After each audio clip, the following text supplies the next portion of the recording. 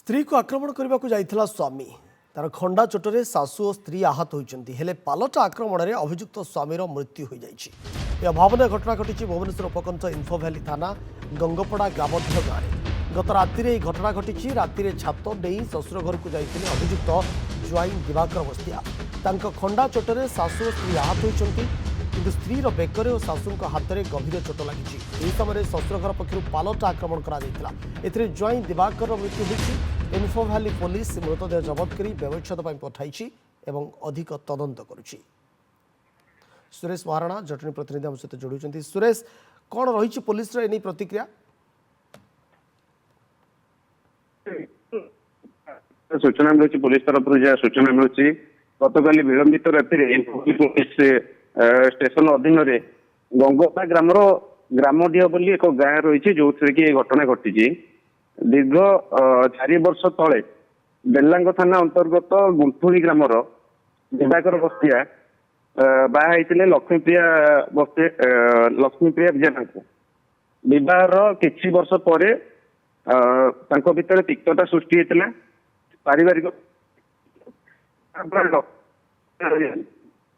मध्य राति मृतक जी अच्छा दिवाकर बस्तिया विलंबित राति गंगपड़ा ग्रामडीह पहुंची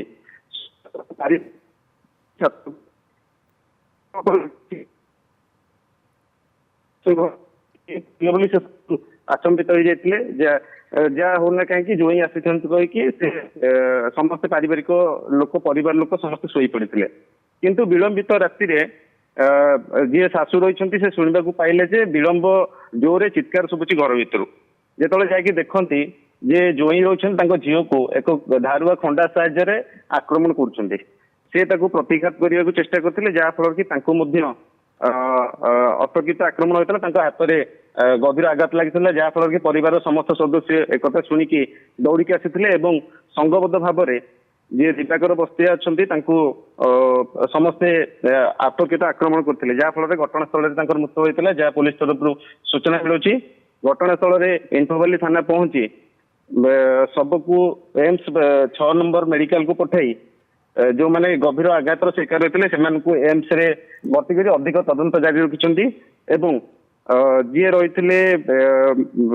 मृतकों जी शला है पुलिस बर्तमान अटक रखी अधिक अनुसंधान जारी रखिंट। बहुत बहुत धन्यवाद आपन तमाम सूचना सुरेश।